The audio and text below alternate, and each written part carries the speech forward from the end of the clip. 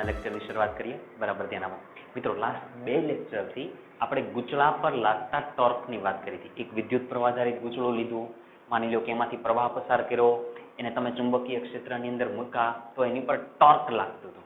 Clear છે? Last લેક્ચરની અંદર બધા એના જ દાખલા ગણ્યા. એ ગૂંચળા પર લાગતા ટોર્કનું સમીકરણ મને હવે ખાલી કીધું, કેમ કે દર વખતે હું રિવિઝન કરાવું. ટોર્કનું સમીકરણ ટોર્ક ઇઝ ઇક્વલ ટુ આપણે આવું લખતા હતા સદિશ m ક્રોસ સદિશ b. ક્લિયર છે? ચાલો આમાં પછી જો થોડાક આગળ આપણે જઈએ તો m b sin થીટા બોલો આવું લખતા હતા અને m ની કિંમત લખતા હતા. એટલે torque is equal two n i a b sin theta. આવી વાત કરું છું. એટલે લાસ્ટ બે લેક્ચરથી આપણે આ જ વાત ચાલે છે કે કોઈ ગૂંચળું હોય, એમાંથી પ્રવાહ પસાર થાય તો એની પર ટોર્ક લાગે અને ટોર્ક લાગે એટલે એ ભ્રમણ કરે. ટોર્ક લાગવો એનો મતલબ શું? ભ્રમણ કરવું. કોઈ વસ્તુ ગોળ ફરે એનો મતલબ ટોર્ક લાગે. ક્લિયર? હવે મારી વાત બરાબર સાંભળો. મેં કેમ આ જ સમીકરણથી શરૂઆત કરવાનું કીધું? કેમ કે સર લાસ્ટ લેક્ચરમાં આપણે અહીંયાથી દટકાતા એટલે આ સાચી વાત છે. પણ મિત્રો એનું ખાસ કારણ છે આ સમીકરણ શું કામ સમજીએ છીએ. સાંભળજો મિત્રો, હું થોડું યાદ કરવાનું અને થોડું લાસ્ટ ચેપ્ટરની અંદર જે કંઈ ભણી ગયા એને કમ્પેરિઝન કરવાનો પ્રયત્ન કરો. મિત્રો યાદ કરો, તમે વિસ્ટન બ્રિજ એવું ભણી ગયા હતા. જો થોડું સમજાય અને થોડું યાદ આવે તો વિસ્ટન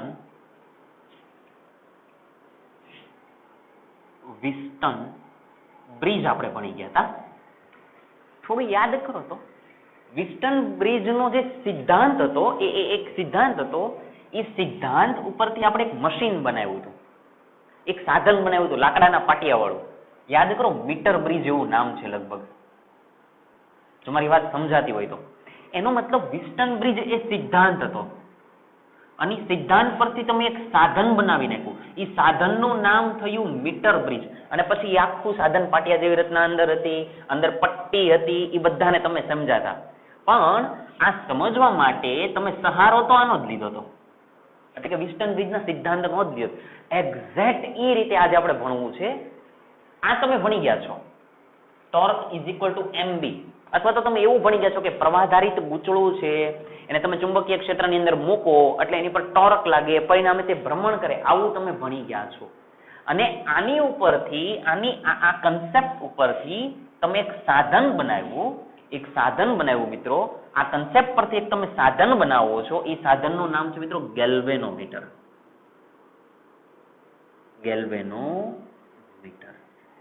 આ ઓલરેડી આપણે 2 દિવસથી ભણી ગયા હતા. હવે આ મદદથી આપણને મનમાં એમ થાય કે આનું કામ શું છે સર? ઓલું ગૂંચળું ફરે એનાથી અમને શું ફાયદો થાય? કે પ્રવાહ પસાર કર્યો ને ગૂંચળું ફરે તેનાથી અમને શું ફાયદો? મિત્રો ફાયદો હવે થશે.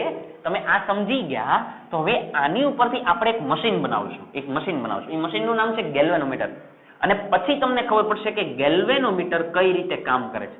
જેવું તમને મગજમાં એવું ક્લિયર થશે ને કે ગેલ્વેનોમીટર કામ કઈ રીતે કરે છે, એટલે તમને આ બધું સમજાઈ જશે કે આપણે આને શું કામ ભણ્યા હતા. કેમ કે આ ભણીએ તો જ આ આવડે, એની જેવું છે. તો આજે આપણે શું ભણવાના છીએ? આજે આપણે એકદમ પ્રોપર પાર્ટ ભણવાના છીએ ગેલ્વેનોમીટર. એક સાધન ભણવાના છીએ ગેલ્વેનોમીટર. ક્લિયર? ઓકે, આજનો આખો લેક્ચર ગેલ્વેનોમીટર ઉપર. પહેલા એને રિલેટેડ બધી થિયરી ભણીએ અને એને રિલેટેડ એક દાખલો છે સ્વાધ્યાયનો, એ દાખલાને પૂરો કરીએ. ચાલો શરૂઆત કરીએ. બોર્ડ ઉપર એકવાર ચેક કરી લો. ઓકે, આને સાફ કરી નાખું છું. શું ભણવું છે આજે? આપણે ગેલ્વેનોમીટર ભણવું છે. એક હિન્ટ આપી દઉં ખાલી. ગેલ્વેનોમીટરને હિન્ટની એક વાત કરી દઉં. ગેલ્વેનોમીટરને G વડે દર્શાવવામાં આવે છે, કેપિટલ G. ગેલ્વેનોમીટરને આપણે દર્શાવશું કેપિટલ G વડે. ઓકે, ચાલો હવે શરૂઆત કરીએ. બરાબર ધ્યાન આપો. પહેલો સવાલ આજનો, નાના 3 સવાલ ભણશું. બરાબર ધ્યાન આપો. બધા ગેલ્વેનોમીટર ઉપરના. સૌથી પહેલો સવાલ જોજો, બરાબર ધ્યાન આપજો.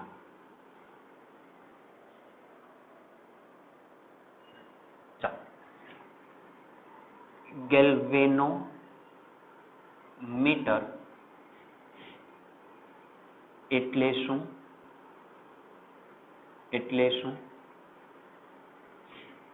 તેના ઉપયોગ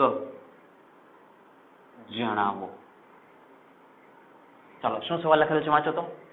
ગેલ્વેનોમીટર એટલે શું? તેના ઉપયોગ જણાવો, આવું કહે છે. ચાલો, તો પેલા ગેલ્વેનોમીટર એટલે શું એ સમજીએ મિત્રો. એ માટે હું પહેલા તમને વ્યાખ્યા કહું કે ગેલ્વેનોમીટર હકીકતમાં શું છે. ચાલો એની વ્યાખ્યા લખીએ, એટલે કે આન્સર લખીએ. ગેલ્વેનોમીટર શું છે? તો કે હું લખું ને એને ખાલી બરાબર વાંચો, પણ ધીરે ધીરે આપણે સમજતા જઈએ છીએ. જોજો બરાબર. વિદ્યુત પ્રવાહ કે વિદ્યુત સ્થિતિમાન સ્થિતિમાન માપવા માટેના પાયાના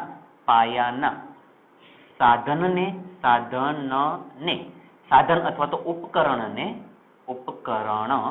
પાયાના સાધનને ગેલ્વેનોમીટર કહે છે. ગેલ્વેનોમીટર કહે છે. મિત્રો શાંતિથી સાંભળો, આપણે આરામથી બધું સમજવાના છે. જોજો શું કહે છે? વિદ્યુત પ્રવાહ કે વિદ્યુત સ્થિતિમાન માપવા માટે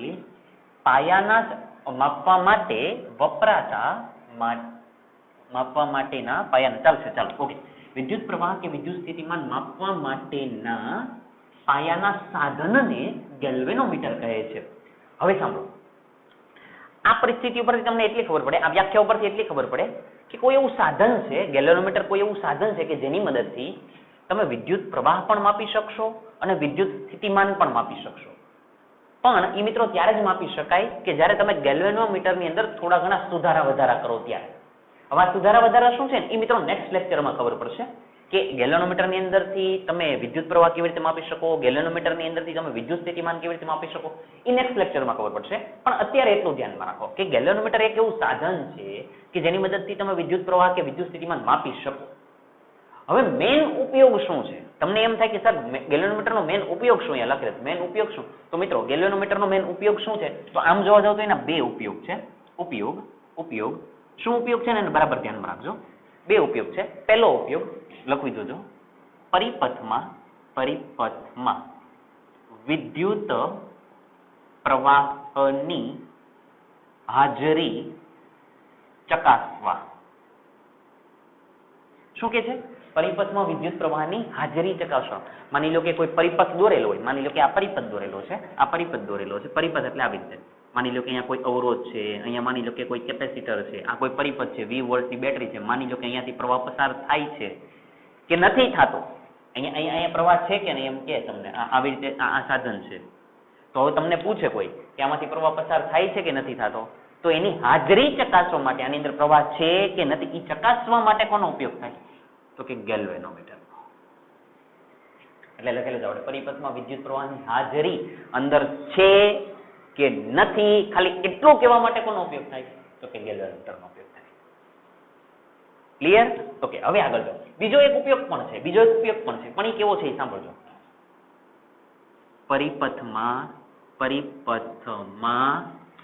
ખૂબ જ સૂક્ષ્મ પ્રવાહ લખી જોજો 10⁻³ એમ્પિયર થી 10⁻6 એમ્પિયર અથવા તો 10⁻³ અથવા તો ડેશ આવી રીતે કરી દઉં 10⁻6 એમ્પિયર નો પ્રવાહ માપવા માટે થાય છે. પરિપથમાં ખૂબ જ સૂક્ષ્મ પ્રવાહ. મિત્રો પહેલા વાત સાંભળો મારી, 10⁻³ એટલે ખૂબ જ નાના છે અને એની કરતા પણ નાના કોણ કહેવાય? 10⁻6. નેગેટિવમાં જેટલી સંખ્યા મોટી એટલા એ નાના કહેવાય. તો એનો મતલબ પરિપથમાંથી જો ખૂબ જ સૂક્ષ્મ પ્રવાહ પસાર થતો હોય, તમને એટલી ખબર છે કે ખૂબ જ સૂક્ષ્મ પ્રવાહ પસાર થાય છે, તો પછી જે સાધન વપરાય એ કયું? ગેલ્વેનોમીટર. માની લો કે આ જ પરિપથ છે, હમણાં જે મેં દોર્યો તો એ જ પરિપથ છે અને તમને ખબર છે કે અંદરથી 2 એમ્પિયર પ્રવાહ પસાર થાય છે, 2 એમ્પિયર.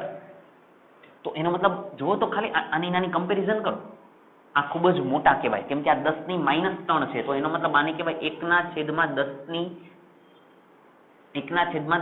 એટલે 3 આવી રીતે લખો તો એ આ 10⁻³ છે, 10⁻³ તો એને શું લખાય? 1/10⁻³ એટલે એનો મતલબ 1/1000. એનો મતલબ 0.001. આનો મતલબ આવો. તો જો આ બે ઘણા મોટા કહેવાય જ્યારે આ બે ઘણા નાના કહેવાય. સમજાય છે? તો એનો મતલબ પરિપથમાંથી જ્યારે ખૂબ જ સૂક્ષ્મ પ્રવાહ વહેતો હોય ત્યારે જે સાધન વપરાય કયું? ગેલ્વેનોમીટર. એટલે બે ઉપયોગ છે પણ બે પોતપોતાની રીતે છે. કઈ રીતે? એક પહેલી વસ્તુ આ તો ક્લિયર છે કે પરિપથમાંથી પ્રવાહ પસાર થાય છે કે નથી થતો એ ચેક કરવા માટે. બીજો ઉપયોગ પ્રવાહ માપી શકે પણ કયા ક્રમનો? 10⁻³ એમ્પિયર કે 10⁻6 એમ્પિયરના ક્રમની અંદર નો હોય તો એવો પ્રવાહ માપી શકે. ખૂબ જ મોટો પ્રવાહ માપી શકે નહીં, આવો મોટો પ્રવાહ માપી શકે નહીં. ક્લિયર? તો આ હતું ગેલ્વેનોમીટરની પ્રાથમિક માહિતી કે ગેલ્વેનોમીટર શું? તો કે એક પ્રકારનું એવું સાધન કે જે વિદ્યુત પ્રવાહ કે વિદ્યુત સ્થિતિમાન માપવા માટેનું પાયાનું સાધન છે, પહેલા આની જરૂર પડે, પછી તમે બાકી કામ કરી શકો. ક્લિયર? એટલે એક વાત આપણી પૂરી થઈ. હવે થોડા આગળ જઈએ, બરાબર ધ્યાન આપજો. હવે એકદમ ઇન્ટરેસ્ટિંગ ભાગ ચાલુ થયો. જોજો મિત્રો, સવાલ લખો જોજો. આને હું સાફ કરી નાખું છું. ચાલો હવે જોજો કરવું. આ આપણે સમજ્યા કે ગેલ્વેનોમીટર એટલે શું, તેના ઉપયોગ સમજ્યા. હવે આપણે સમજવું છે ગેલ્વેનોમીટર દેખાય કેવા, એ બને કેવી રીતે, એ કામ કેવી રીતે કરે, એ બધી જ વસ્તુ આપણે સમજવી છે. તો હું શરૂઆત કરું. જોજો, ગેલ્વેનોમીટર લખી જોજો. ગેલ્વેનોમીટર નો સિદ્ધાંત જણાવી તેની આકૃતિ અને રચના લખો અથવા તો સમજાવો. ચાલો, એકદમ મહત્વનો ભાગ. હવે બરાબર ધ્યાન આપજો. આન્સર લખીએ છીએ. આન્સર લખતા પહેલા આપણે ઘણું બધું કામ કરવું છે એને સમજો. ચાલો ફરીથી એકવાર વાંચી લઈએ. ગેલ્વેનોમીટરનો સિદ્ધાંત જણાવી. મિત્રો, સિદ્ધાંત કયા સિદ્ધાંત પર કાર્ય કરે છે? જેમ મીટર બ્રિજ એ વિસ્ટન બ્રિજના સિદ્ધાંત પર કાર્ય કરે છે, એવી રીતે તમારે એ સમજવાનું કે ગેલ્વેનોમીટર કયા સિદ્ધાંત પર કાર્ય કરે છે. આ કહેવાનું છે. એની આકૃતિ દોરવાની છે, એટલે કે કેવા દેખાય છે એ કહેવાનું છે, અને એની રચના એ અંદરથી કેવા બનેલા છે. તો આ બધા સવાલના જવાબ માટે મિત્રો પહેલા આપણે સિદ્ધાંત નહીં લખીએ, પહેલા એને આપણે જોઈ લઈએ કે એ કેવા દેખાય છે. એ સમજીને પછી આપણે આ સવાલ ઉપર આવશું. તો તમને જો ઓરિજિનલ એક ગેલ્વેનોમીટર દેખાય છે, જે ગેલ્વેનોમીટર તમે લેબની અંદર યુઝ કરો, જે ગેલ્વેનોમીટર માર્કેટની અંદર મળે, એ ગેલ્વેનોમીટર તમને બતાવેલું છે. ગેલ્વેનોમીટરની અંદર એક સાઈડ રેડ કલરનો નોબ આપેલો છે આવી રીતે, એક સાઈડ બ્લેક કલરનો નોબ આપેલો છે. રેડ એટલે એને પોઝિટિવ કહેવાય, બ્લેક એટલે એને નેગેટિવ કહેવાય. કે જેની અંદર તમે બે છેડા નાખવાના હોય. આ મશીનમાં તમારે બે છેડા નાખવાના હોય, તો એ છેડા માટે નાખવા માટેની જગ્યા એટલે એ નોબ. ઉપરાંત અંદર એક કાંટો બતાવેલો છે આવી રીતે, અહીંયા આવી રીતે એક કાંટો બતાવેલો છે આવી રીતે. તો મિત્રો એને કહેવાય દર્શક. શબ્દ મારા બધા જોતા જાજો. દર્શક કહેવાય. દર્શક. સર દર્શક કેમ કહેવાય? કેમ કે એ કંઈક દર્શાવે છે. શું દર્શાવે છે? તો જો તમને આવી રીતે એક સ્કેલ આપેલી છે અને સ્કેલ ઉપર ઘણા બધા નંબર લખેલા છે. અહીંયા 0, 100, 200, 300 આવા કંઈક નંબર લખેલા, 100, 200, 300 આવા નંબર લખેલા. માની લો કે આ એક્ઝેક્ટ આની સામે હોય, તો એનો મતલબ એવો કે માની લો કે અહીંયા 100 દર્શાવે છે. 100 દર્શાવે છે. એ દર્શાવે છે એટલે એનું નામ શું છે? તો કે દર્શક. ક્લિયર? તો આ જે રચના છે, પેલા તો મિત્રો આ જે દેખાય છે એ જ છે તમારો ગેલ્વેનોમીટર. એ જ આપણે લેબની અંદર કામ લઈશું. અને ગેલ્વેનોમીટરની મદદથી શું માપશું? વિદ્યુત પ્રવાહ પસાર થાય છે કે નહીં, અથવા તો અમુક સૂક્ષ્મ પ્રવાહ પસાર થતો હશે તો એને માપી લઈશું. તો એ છે ગેલ્વેનોમીટર. ક્લિયર? હવે સાંભળો, એ જોવામાં તો બહુ સીધા સાદા લાગે. હકીકતમાં તમે એને ખોલો તો એ કેવા દેખાય એ આપણે મેન સમજવાનું છે. એ સાધન છે એને તમે ખોલી નાખો અને કેવા દેખાય તો એને સમજીએ. મિત્રો હવે જુઓ, એ જે ગેલ્વેનોમીટર છે ને એ એમ નામ છે. હવે તમે એને ખોલો તો અંદર શું હોય એની રચના બતાવેલી છે. ઉપર જે છે એ મેન ગેલ્વેનોમીટર છે. તમે બહારથી જુઓ તો એ એવા દેખાય. તમે એને આખું સાધનને ખોલી નાખો તો એ કેવા દેખાય એ રચના નીચે બતાવેલી છે. એ રચના ખૂબ જ સરસ મજાની. અંદર જોજો ઘણી બધી વસ્તુ બતાવી. બ્લુ કલર છે, રેડ કલર છે, યલો કલર છે. એને થોડુંક સમજીએ. મિત્રો નીચેની રચનાની અંદર તમને આવી કંઈક ડિઝાઇન દેખાય. જો હું અહીંયા દોરવાનો પ્રયત્ન કરું, આવી કંઈક ડિઝાઇન દેખાય છે. એક આવી ડિઝાઇન દેખાય છે. હરેક વસ્તુને શાંતિથી સમજજો. આવી ડિઝાઇન દેખાય છે. મિત્રો પહેલા તો આ જે ડિઝાઇન છે, અહીંયા હું કહી દઉં N અને હું કહી દઉં S, તો આ છે ચુંબક છે. શું છે? ચુંબક. પણ એનો આકાર નળાકાર જેવો. જો એટલે એ જો ઉપર જે સાધન દેખાય છે ને એની અંદર ચુંબક વાપરેલા હોય છે, જે આપણને દેખાતા ને તમે ખોલો પછી બધું દેખાશે. તો એની અંદર આવી રીતે બે ચુંબક હોય. હવે એ ચુંબકની વચ્ચે એક નળાકાર રાખેલો હોય. નળાકાર. એકદમ આરામથી સમજો. એક નળાકાર રાખેલો હોય. તમને ફિગરમાં પણ દેખાય છે. આવી રીતે નળાકાર રાખેલો હોય અને એ નળાકાર ઉપર વાહક તાર વીટેલો છે. જો તમને દેખાય છે એમાં પણ આવી રીતે વાહક તાર વીટેલો છે. આવી રીતે હું દોરું એને સમજજો. આવી રીતે વાહક તાર વીટેલો છે. જો આવી રીતે વાહક તાર વીટેલો તમને દેખાશે. સમજાય છે? વાહક તાર વીટેલો હોય. હવે એના નીચે એક છેડો આપેલો છે. અહીંયા ઉપર એક છેડો આપેલો છે આવી રીતે. પછી હુક જેવું તમને કંઈક દેખાય છે. અને ઈ છેડો જાય છે આવી રીતે બહાર તરફ. અહીંયા નીચે એક એવું હુક જેવું દેખાય છે અને એ છેડો જાય છે આ બાજુ બહાર તરફ. અને અહીંયા પાછી વચ્ચે એક સ્પ્રિંગ પણ આવેલી હોય. મારા બધા શબ્દો જોજો, અહીંયા સ્પ્રિંગ પણ આવેલી હોય. હવે સર આ બધું શું છે? હવે સાંભળજો. માની લો કે આ જે છેડો છે ને એ તમને ઉપરનું જે ગેલ્વેનોમીટર દેખાય છે એમાં જે રેડ પોઝિટિવ છે ને એ આ છે. એટલે ઈ છેડો હકીકતમાં શું હોય ખબર મિત્રો? અહીંયા બાર કાઢીને અહીંયા આવો નોબ મૂકી દીધો હોય. અહીંયા બાર કાઢીને અહીંયા આવો નોબ મૂકી દીધો હોય. હવે તમે જો આખા સાધનને આમ ફેરવી નાખો ને તો ઓલો જે રેડ કલરનો ભાગ છે ને આ છે કે આની અંદર પિન નાખવાની. એવી રીતે બ્લેક કલર આની અંદર પિન નાખવાની. એટલે આ ઈ બે છેડા છે. હવે બીજું સમજો. એની ઉપર આવી રીતે દર્શક જોડેલો છે ઉપરની ફિગરમાં. એ નીચેની ફિગરમાં પણ જો આવી રીતે દર્શક બતાવેલું. એ અહીંયા ગૂંચળા સાથે જો અહીંયા દર્શક છે આવી. એટલે આ દર્શક છે. અને દર્શકની ઉપર અહીંયા સ્કેલ બતાવેલી છે આખી તમને આવી રીતે. વચ્ચે 0 અને પછી અહીંયા માની લો કે અહીંયા 1 આપી દઉં, અહીંયા 2 આપી દઉં, એવી રીતે અહીંયા 1 આપી દઉં, અહીંયા 2 આપી દઉં. આ નળાકાર ચુંબક છે. આ પોલો નળાકાર છે. પોલો એટલે અંદરથી ખોખલો નળાકાર છે. એની આજુબાજુમાં તાંબાનો વાહક તાર વીટેલો છે. અહીંયા બે ટર્મિનલ એટલે અહીંયા બે છેડા છે. આ દર્શક છે. એક સ્પ્રિંગ હોય છે અને આ આખી સ્કેલ હોય છે. એટલે ઉપર જે તમને જેટલું સરળ દેખાય છે એનું મિકેનિઝમ, એની બનાવટ હકીકતમાં આખી આવી છે. ક્લિયર છે? એટલે હવે તમે ઈ ગેલ્વેનોમીટર જોયું, અંદરથી તમે ખોલ્યા એટલે એવા દેખાણા. હવે ઈ જે રચના છે ને એને આપણે અહીંયા દોરવાની છે. ઈ હકીકતમાં જે દોરેલા છે એને તમારે અહીંયા વ્યવસ્થિત દોરવાના છે. તો હવે ઈ રચના આપણે એક્ઝામની અંદર કઈ દોરવાની છે ઈ રચના હું તમને બતાવું. આ આપણે નથી દોરવાના, બધું તમારી સમજૂતી માટે. જો કે તમે કદાચ એક્ઝામની અંદર આ રચના દોરો તો પણ સાચી છે, છતાંય આપણે ચોપડીને અનુરૂપ હવે હું જે રચના દોરીશ એ આપણે એક્ઝામ માટે રિલેટેડ છે. તો હવે મારી વાત બરાબર સાંભળજો. એ જે રચના છે ને એ રચનાને તમે આમ સામેથી જુઓ, આવી રીતે આમ જુઓ, અથવા તો તમે આમ ઉપરથી જુઓ. સાંભળજો મારી, એ જે રચના છે એને તમે આમ ઉપરથી જુઓ તો મારી કલ્પના થોડી સમજવાનો પ્રયત્ન કરજો. તો તમને શું દેખાય ને જોજો. તો તમને શું દેખાય ને સમજવાનો પ્રયત્ન કરજો. જે આકૃતિ છે એને તમે આમ ઉપરથી જુઓ તો તમને આમ નળાકાર તો દેખાય છે. જો નળાકાર ચુંબક તો પેલા દેખાવાના છે. તો એ પેલા હું નળાકાર ચુંબક દોરી દઉં. અહીંયા જોજો. આ આકૃતિ આપણે દોરવાની છે, એક્ઝામમાં પણ પૂછાય ત્યારે. એટલે હવે તમને આકૃતિ દોરતા આવડવી જોઈએ.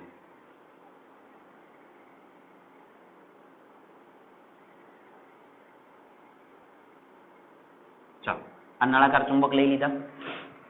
હવે મિત્રો બીજી વાત સાંભળજો. તમે એને ઉપરથી જુઓ ને તો તમને ઓલું જે આવું નળાકાર છે ને એનો તમને ઉપરનો વર્તુળાકાર ભાગ જ દેખાય. તમે આમ ઉપરથી જુઓ તો કઈ રીતે થોડો સમજાવવાનો પ્રયત્ન કરો. જોજો, સાંભળજો મારી વાત સાંભળો. અહીંયા જે ઓલો નળાકાર બતાવેલો છે એ હું જો આ બતાવી દઉં. આ ખાલી નળાકાર, જો ખાલી નળાકાર એટલે પોલો નળાકાર. હવે એની ઉપર વાયર વીટેલા છે તો હું આની ઉપર વાયર વીટી દઉં. માની લો કે વાયર છે એવું સમજી લેજો. આ વાયર છે, હું વાયર વીટી દઉં. બરાબર જોવાનો, સમજવાનો પ્રયત્ન કરો. એકદમ ક્લિયર દેખાશે આપણને.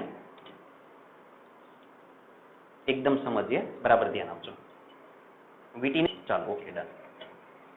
ચાલો હવે જોજો, બરાબર તમને દેખાશે કે આ શું કહેવા માંગે છે.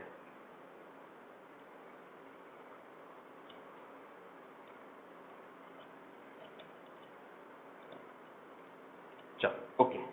જો મિત્રો આવી રીતે મેં વાયર વીટેલો છે આવી રીતે છે, પણ તમે ઉપરથી જો તો તમને આવું દેખાય. જો એટલે તમને તો આ ખાલી વર્તુળાકાર જ દેખાય અને વાયર આવી રીતે વીટેલો હોય દેખાય. એટલે આપણે આ સેમ આ વસ્તુ જે દેખાય છે એવું અહીંયા દોરવાનું. આમ સેમ બેઠું દોરી દેવાનું કે આપણને તો, અમને તો આમ જોવો એટલે આ વર્તુળાકાર ભાગ જ દેખાય એટલે અહીંયા વર્તુળાકાર દોરી દેવાના. અને બીજી વસ્તુ આવી રીતે વાયર આવી રીતે વીટેલા, પણ આપણને તો ખાલી કેવા દેખાય? જો આમ સીધી પટ્ટી જ દેખાય, આવી રીતે સીધી લાઈન જ દેખાય. તો આપણે એવા દોરવાના. ક્લિયર? ચાલો હવે દોરીએ. એ શું કે છે, જેમ બતાવેલું છે એમ જ દોરીએ. તો આ પેલો નળાકારનો વર્તુળાકાર ભાગ, આ નળાકારનો વર્તુળાકાર ભાગ અને એની અંદર જે વાયર છે, એ વાયર બતાવી દો આવી રીતે. માની લો કે આવી રીતે વાયર જાય છે. જો હવે તમને સમજાતો હશે હું જે કહું છું એ. એટલે આ બધો વાહક તાર છે. આ પોલો નળાકાર છે, આ વાહક તાર છે. આ નળાકાર આકારના ચુંબક છે. બધાનું નામકરણ કરતા જાઓ. ચાલો, કયા ચુંબક છે? તો કે નળાકાર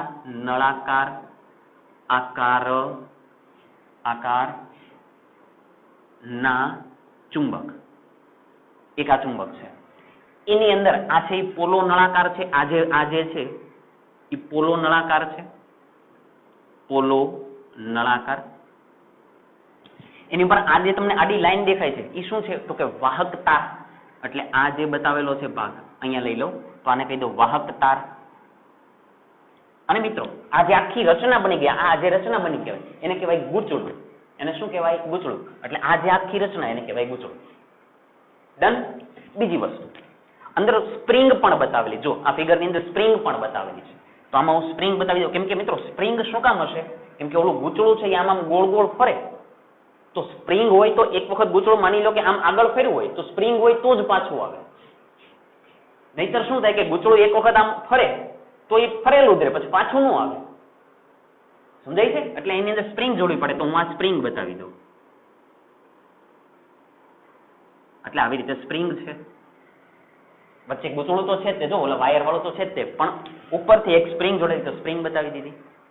અને હવે તમને ફિગરની અંદર પેલો દર્શક દેખાય છે આવી રીતે. તો એ દર્શક તો અહીંયાથી જ બતાવી દે કે માની લો કે આ દર્શક છે, અહીંયાથી કેન્દ્રમાંથી એક દર્શક છે, અહીંયા બતાવી દો. અને દર્શક આવી ગયા તો પછી અહીંયા કોણ આવે? સ્કેલ આવે. એટલે આ સ્કેલ છે.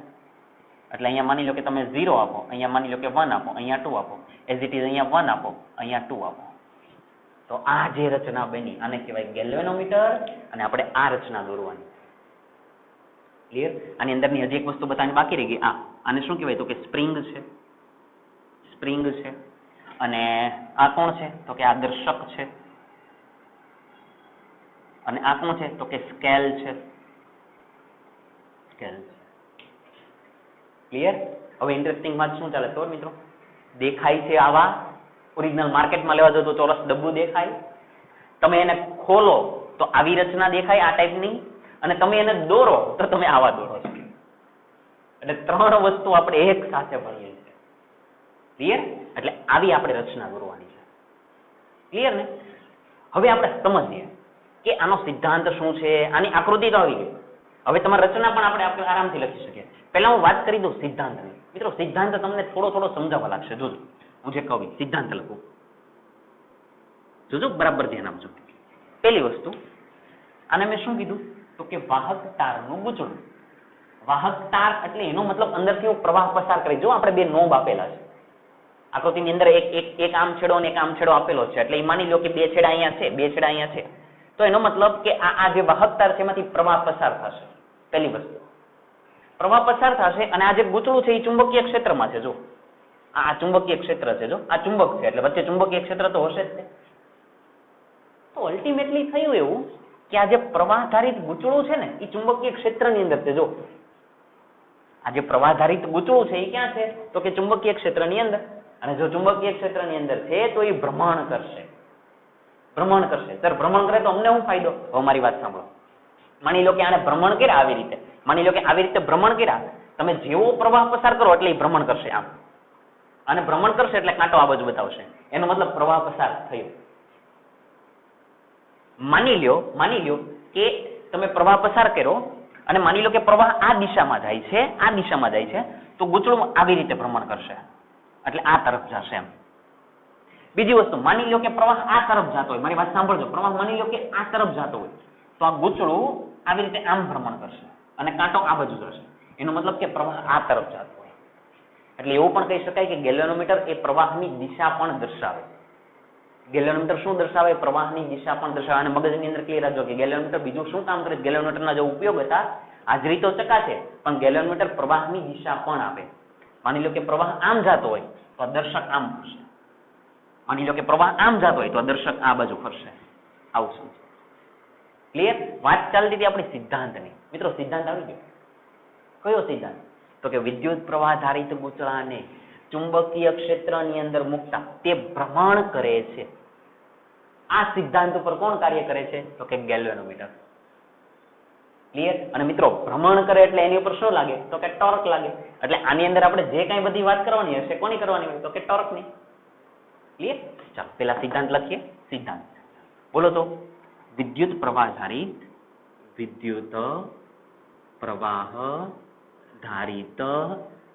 ગૂંચળાને ક્યાં મૂકતા? તો કે ચુંબકીય ક્ષેત્રમાં મૂકતા. ચુંબકીય ક્ષેત્રમાં મૂકતા તે ભ્રમણ કરે છે. આ સિદ્ધાંત પર ગેલ્વેનોમીટર કાર્ય કરે છે. એટલે આ છે ગેલ્વેનોમીટરનો સિદ્ધાંત. એટલે જો ઓલું ગૂંચળું ભ્રમણ કરતું હતું ને, ખાલી એ કન્સેપ્ટ ઉપરથી આખું સાધન બનાવી નાખ્યું. ક્લિયર? એટલે આ સિદ્ધાંત છે. આકૃતિ દોરી નાખી છે. શું લખીએ? રચના. જે દેખાય છે જ લખવાનું છે. લખીએ રચના. ચાલો ધ્યાન આપો બરાબર. રચના લખીએ. રચના. ચાલો આ કેવા ચુંબક છે? તો કે નળાકાર આકારના ચુંબક છે. મિત્રો કહી દઉં, નળાકાર આકારના ચુંબકનો ઉપયોગ શું? તો કે ત્રિજ્યાવર્તી ચુંબકીય ક્ષેત્ર ઉત્પન્ન કરવા માટે. કેવું ચુંબકીય ક્ષેત્ર ઉત્પન્ન કરવા માટે? ત્રિજ્યાવર્તી ચુંબકીય ક્ષેત્ર ઉત્પન્ન કરવા માટે નળાકાર ચુંબક વપરાય. હવે તમને એમ થાય છે ત્રિજ્યાવર્તીનો મતલબ શું? પેલા હું છે ને એક વસ્તુ અહીંયા સમજાવવાનો પ્રયત્ન કરું, એને જોજો. માની લો કે આ સાદા ગજિયા ચુંબક લઈ લો. ગજિયા ચુંબક, મારા શબ્દ ફરી ગયા. જો આ એન ધ્રુવ લઈ લઉં, આ એસ ધ્રુવ લઈ લઉં, તો આને સાદો ગજિયો ચુંબક કહેવાય, લંબચોરસ ટાઈપના. અને આપણે અહીંયા નળાકાર આકારના રાખ્યા છે. હવે આ બંને વચ્ચે ડિફરન્સ શું છે એ થોડું સમજજો. આનું ચુંબકીય ક્ષેત્ર એન થી એસ એટલે આવી રીતે જાય. જો આવી રીતે જાય. કદાચ સમજાય છે મારી વાત તમને? આવી રીતે. તો સર આનું ચુંબકીય ક્ષેત્ર કેવી રીતે જાય? આવી રીતે હોય તો આને ચુંબકીય ક્ષેત્ર કેવી રીતે જાય? મિત્રો ત્રિજ્યાવર્તી જાય. ત્રિજ્યાવર્તી એટલે કેવું ખબર? જેમ અહીંયાથી એક ચુંબકીય ક્ષેત્ર રેખા નીકળી અને આમ ગઈ, તો આની અંદર કેવી રીતે જાય જોજો. અહીંયાથી માની લો કે નીકળે છે, અહીંયાથી નીકળે છે, તો આવી રીતે આ તરફ એમ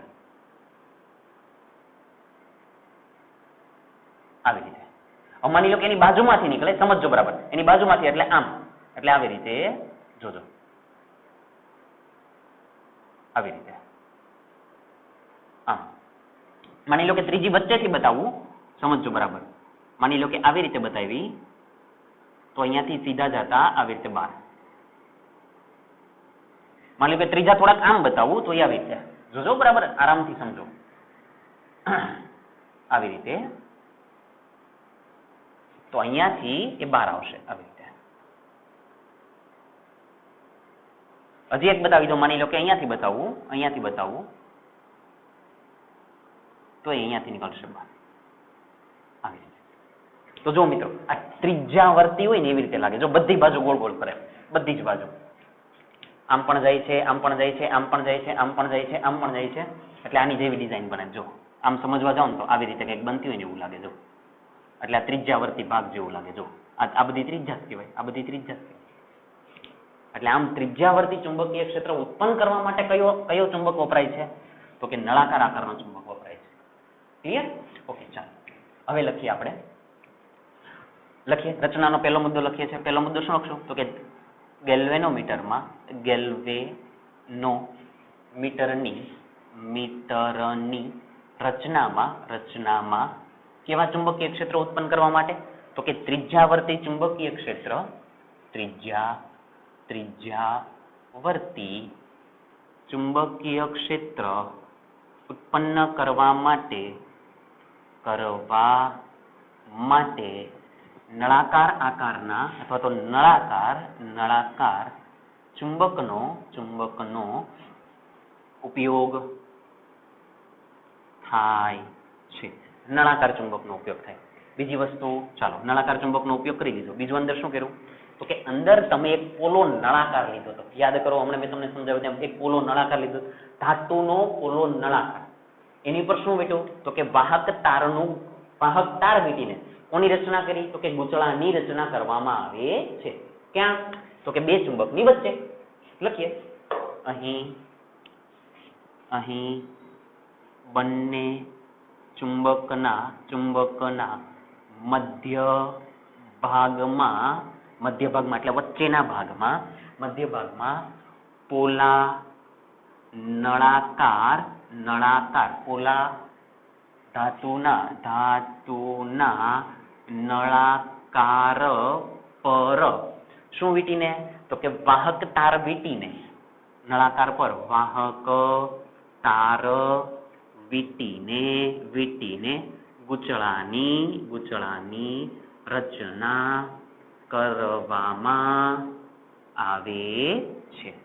કોની રચના કરવામાં આવે? તો કે ગૂંચળાની રચના કરવામાં આવે છે. ડન? ચાલો, ગૂંચળાની રચના થઈ ગઈ. ચાલો, ગુચળાની રચના થઈ ગઈ પછી એ ગુચળા સાથે તમે કોને જોડેલા છે? તો કે દર્શક. એટલે વિદ્યુત પ્રવાહ માપવા માટે અથવા તો દર્શાવવા માટે ગેલ્વેનોમીટરમાં પ્રવાહની હાજરી ચકાસવા માટે આ ગુચળા સાથે કોને જોડેલા હોય? તો કે દર્શકને. દર્શક જોડેલા હોય છે. દર્શક જોડેલ છે અને એ સ્કેલની મદદથી કોનું માપન કરે? તો કે પ્રવાહનું માપન કરે. એટલે ઉપર સ્કેલ પણ દર્શાવેલું હોય. ઉપરાંત તેમાં સ્કેલ દર્શાવેલ હોય છે. એટલે બધી જ વસ્તુ તમે કહી દીધી. ક્લિયર છે? તો મિત્રો આ હતી એની રચના. સિદ્ધાંત આવી ગયો, રચના આવી ગઈ અને એની આકૃતિ આવી ગઈ. ક્લિયર છે? બસ આ આપણે સમજવાના. હવે મેઇન ભાગ ચાલુ કરીએ કે ગેલ્વેનોમીટર કામ કેવી રીતે કરે. તમે એવું કહી દીધું કે આવી રીતે જાય, માની લો કે પ્રવાહ આમ જતો હોય તો એ આમ જાય, પ્રવાહ આ તરફ જતો હોય તો એ આ તરફ જાય, એ બધું કહી દીધું. પણ આ બધું કામ કેવી રીતે કરે તો એનું સમજીએ કાર્ય, એટલે ગેલ્વેનોમીટરનું કાર્ય. ક્લિયર? ચાલો બોર્ડ ઉપર એકવાર હું ચેક કરી લઉં, તમે લખી નાખો. ચાલો, એકદમ ક્લિયર દેખાય છે. આગળ જઈએ અને સાફ કરી નાખો. આખો નવો ભાગ ભણીએ, બરાબર ધ્યાન આપો. આ બધી જ વસ્તુ 2 માર્ક્સની અંદર પૂછાઈ શકે. પહેલો જે સવાલ ચલાવ્યો એ MCQ ટાઈપનો છે. MCQ ની અંદર એમાંથી કંઈક આડોળું તમને પૂછી શકે ગેલ્વેનોમીટરનો ઉપયોગ શું છે, એવી રીતે. આ જે ભાગ છે કે રચના, આકૃતિ, સિદ્ધાંત, 2 માર્ક્સની અંદર પૂછી શકે. હવેનો જે ભાગ છે એ 3 માર્ક્સની અંદર પૂછી શકાય એવો છે. ચાલો ધ્યાન આપજો. ગેલ્વેનોમીટર મારે આકૃતિ પૂછવાની નહોતી પણ પૂછાઈ ગઈ છે, આપણે ફરીથી દોરી દઈશું. ગેલ્વેનોમીટરનું કાર્ય સમજાવો. આ અગત્યનો એકદમ ભાગ છે. ગેલ્વેનોમીટરનું કાર્ય સમજાવો. ચાલો, આકૃતિ પૂછાઈ ગઈ છે તો સારું છે. ફરીથી એકવાર મને રિવિઝન કરાવો. મિત્રો જો સિદ્ધાંત રચનાવાળી વાત કરે તો એ આકૃતિ દોરવાની થશે, કાર્યની વાત કરે તો પણ આકૃતિ દોરવાની તો થશે, એટલે આટલું ધ્યાનમાં રાખજો. ઓકે, ચાલો આકૃતિ દોરીએ. સૌથી પહેલા શું દોરશું? તો કે નળાકાર ચુંબક દોરી દો. નળાકાર ચુંબક બતાવી દો. ચાલો, આકૃતિ દોરવાની પ્રેક્ટિસ કરજો, કેમ કે આકૃતિ પૂછાય છે ઘણી વખત. આકૃતિ મીન્સ કે આ સવાલ પૂછાય છે. ચાલો, અહીંયા કહી દો N, અહીંયા કહી દો S. પછી તમને તો અહીંયા વર્તુળાકાર ભાગ જ દેખાય છે એટલે અહીંયા વર્તુળાકાર ભાગ બતાવી દીધો. એની પર આ વાહક તાર વીટેલા હતા એ આવી ગયા. છેલ્લે નામકરણ કરી દેજો, પેલા બધું બતાવી દો. ચાલો, વાહક તાર વીટેલા આવી ગયા. પછી તમને ખબર છે આમાં એક સ્પ્રિંગ લાગેલી હોય, સ્પ્રિંગ બતાવી દો. આ સ્પ્રિંગ બતાવી દીધી. એની સિવાય આ સ્પ્રિંગ સાથે એક દર્શક જોડેલું હોય છે એટલે આ દર્શક બતાવી દીધું. અને દર્શકની ઉપર સ્કેલ હોય છે તો આ સ્કેલ બતાવી દીધી. થોડું વ્યવસ્થિત દોરજો. સ્કેલ બતાવી દીધી આપણે.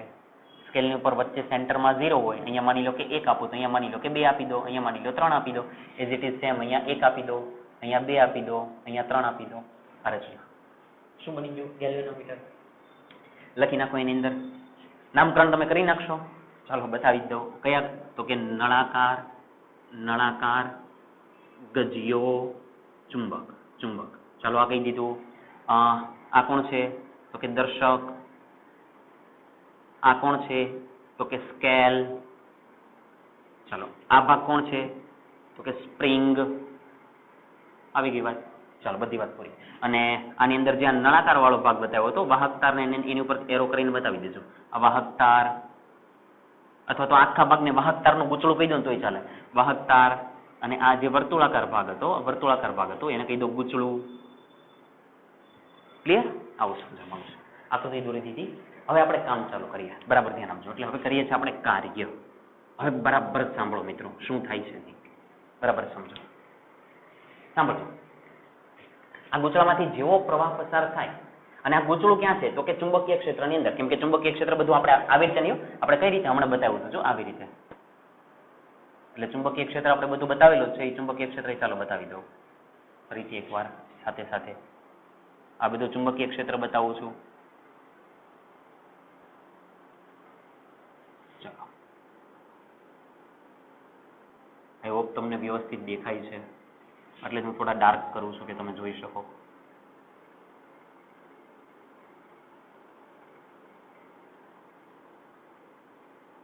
આ ચુંબકીય ક્ષેત્ર બધું બતાવું છું. ચાલો ક્લિયર? ઓકે. તો કે વિદ્યુત પ્રવાહ ધારિત ગૂંચળાને તમે ક્યાં રાખ્યું? તો કે ચુંબકીય ક્ષેત્રની અંદર. તો એની પર શું લાગે? તો કે ટોર્ક લાગે. અને ટોર્ક લાગે તે ટોર્કનું સમીકરણ ખબર છે? Torque is equal two m cross b. એ જ લખવાનું. તો કરીએ શરૂઆત. ચાલો સમજીએ. આકૃતિમાં દર્શાવ્યા પ્રમાણે કોને? તો કે વિદ્યુત પ્રવાહ ધારિત ગૂંચળાને. વિદ્યુત પ્રવાહ ધારિત કોને? તો કે ગૂંચળાને. ગૂંચળાને ક્યાં રાખતા? તો કે ચુંબકીય ક્ષેત્રમાં મૂકતા. ચુંબકીય ક્ષેત્રમાં મૂકતા તેના પર શું લાગે છે? તો કે ટોર્ક લાગે છે. લખી નાખો. તેના પર ટોર્ક લાગે છે. અને ટોર્ક લાગે છે તો આપણે ટોર્કનું સમીકરણ લખવું પડે. લખાવો. તો લાગતા ટોર્કનું સમીકરણ તો કે ટોર્ક ઇઝ ઇક્વલ ટુ સદિશ m ક્રોસ સદિશ b. બોલો આવું થાય. થોડુંક સાદું આપી દઈએ. ક્રોસની નિશાની કાઢી નાખો તો શું લખાય? તો કે torque is equal two m b sin theta. Okay. m ની કિંમત લખી નાખો. તો કે n i a. કેમ કે ગોળાકાર ગૂંચળું છે તે દેખાય જ છે. તો torque is equal two n i a. b ના b બેઠા sin થીટા. આ સમજાવું છું. n એટલે આટાની સંખ્યા, i એટલે ગૂંચળામાંથી પસાર થતો પ્રવાહ, a એટલે કે ગૂંચળાનું ક્ષેત્રફળ, એટલે ઓલો નળાકાર હતો એનું ક્ષેત્રફળ આડછેદનું લઈ લઈશ. b એટલે ચુંબકીય ક્ષેત્ર, અને થીટા કોની વચ્ચેનો? m અને b વચ્ચેનો, અથવા તો a અને b વચ્ચેનો. યાદ કરો મેં એવું જ કીધું કે m ની દિશા હોય એ જ a ની દિશા હોય. એટલે આની અને આની વચ્ચેનો ખૂણો કહો, કાં તો આની અને આની વચ્ચેનો. ઇન શોર્ટ તમને ટોર્ક મળી. ક્લિયર? ચાલો અહીંયા અંદર કહી દો તમે કે જ્યાં થીટા a અને b વચ્ચેનો ખૂણો છે. થીટા કોની વચ્ચેનો? તો કે a અને b વચ્ચેનો ખૂણો. તમે અહીંયા આવું લખો તો લખી શકો કે m અને b વચ્ચેનો, તોય વાંધો નથી. ક્લિયર? ચાલો આટલી વસ્તુ થઈ. હવે મિત્રો આની આ સમીકરણ પરથી હું લખવાની જોજો. તેથી ગૂંચળાનું મહત્તમ ટોર્ક. મિત્રો હું કયા ટોર્કની વાત કરું છું? મહત્તમ ટોર્ક. મિત્રો મહત્તમ ટોર્ક એટલે એનો મતલબ પહેલા સમજો. મહત્તમ ટોર્ક એટલે આ જે ગૂંચળું છે, હવે સાંભળજો, હકીકતમાં પરિસ્થિતિ કેવી છે ને અહીંયા કેવી થાય છે, એટલે દર વખતે હું કમ્પેરિઝન નહીં કરાવું. હવે તમે સમજી લેજો. ગૂંચળું ફરવું એનો મતલબ કે મિત્રો એ ગૂંચળું આમ ફરતું હશે, આમ, કાં તો આમ ફરતું હશે, કાં તો વિરુદ્ધ દિશામાં આમ ફરતું હશે, એમ. હવે એ આમ તમે બતાવો છો, એ ભાગને તમે સીધા કરી નાખો એટલે તમને આમ દેખાય, અથવા તો આમ દેખાય. એટલે એટલે કાં તો ગૂંચળું આમ ફરતું હોય અને કાં તો ગૂંચળું આમ ફરતું હોય. હવે મહત્તમ ટોર્ક નો મતલબ શું? મહત્તમ ટોર્ક એટલે મહત્તમ ઈ અહીંયા સુધી ફરે. અહીંયા સુધી એટલે 3 સુધી ફરે. જો એનાથી વધારે ફરી શકે નહીં. એટલે એનો મતલબ કે જે મેક્સિમમ જેટલું ફરે ઈ કહેવાય મહત્તમ ટોર્ક. સમજે? આપણે વચ્ચે વાળાની તો કઈ ગણતરી કરાય નહીં કે ગૂંચળું આટલું ફરે છે, એમ ગૂંચળું અહીંયા સુધી ફરે છે, એમ નહીં. મેક્સિમમ કેટલું ફરી શકે?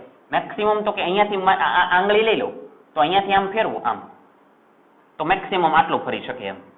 અને મેક્સિમમ ફરે એટલે મેક્સિમમ ટોર્ક. એટલે મેં શું લખ્યું? ગૂંચળાનું મહત્તમ ટોર્ક લખીએ. મહત્તમ ટોર્ક મિત્રો ક્યારે થાય? અહીંયા થીટાની મારી કિંમત શું મૂકવી પડે? જો હું થીટાની કિંમત 0 મૂકું તો sin 0 0 0 ગુણાકારમાં કાંઈ પણ 0, એટલે ટોર્ક લાગે જ નહીં. ગૂંચળું ભ્રમણ કરે જ નહીં, પ્રવાહ માપે જ નહીં. કેમ કે ભ્રમણ કરે એનો મતલબ પ્રવાહ માપે છે. તો એનો મતલબ મારે થીટાની કિંમત કેટલી લો? મહત્તમ શોધો તો sin 90 લઈ લો. કેમ કે sin 90 ની કિંમત 1. સમજાય છે? તો અહીં મહત્તમ ટોર્ક માટે, તેથી મહત્તમ ગૂંચળાનું મહત્તમ ટોર્ક લખાવો તો ટોર્ક ઇઝ ઇક્વલ ટુ, પેલા લખી નાખીએ તો કે NIAB sin 90. અહીં આપણે શું લઈ લીધું? તો કે a લંબ b છે, અથવા તો થીટાની કિંમત કેટલી લીધી એવું લખી નાખો. sin થીટા એટલે થીટાની કિંમત કેટલી લઈ દીધી? 90 ડિગ્રી. ક્લિયર? અને મિત્રો મારી વાત સાંભળો કે a અને b વચ્ચેનો ખૂણો 90 થાય તો એને સમજીએ કઈ રીતે થાય. જો તો સાંભળજો મિત્રો. a અને b વચ્ચેનો ખૂણો, મિત્રો b એટલે ચુંબકીય ક્ષેત્ર. માની લો કે હું વચ્ચેવાળી લાઈન ધ્યાનમાં લઉં, વચ્ચેવાળી લાઈન. ઓકે, એટલે એ ચુંબકીય ક્ષેત્રની લાઈન. જોજો, સમજજો. હવે a એટલે ક્ષેત્રફળ સદિશ. સમજજો, a એટલે ક્ષેત્રફળ સદિશ. મિત્રો યાદ કરો, મેં આ ગૂંચળું લીધું તો આનો ક્ષેત્રફળ સદિશ કઈ તરફ હોય? સપાટીને લંબ. એટલે આને લંબ એટલે આમ હોય. જો ચુંબકીય ક્ષેત્ર કઈ બાજુ જાય છે? ચુંબકીય ક્ષેત્ર આમ જાય છે. મારી આ આંગળી બતાવું છું, આ તરફ. ક્ષેત્રફળ સદિશ બહાર આવ્યો એટલે આ તરફ. તો ખૂણો કેટલાનો બન્યો? 90 ડિગ્રી. તો 90 એટલે થીટાની કિંમત આપણે 90. એટલે તમે a અને b વચ્ચેનો ખૂણો 90 સમજીશું. ક્લિયર? ચાલો હવે આનો સાદુરૂપ આપી દઈએ.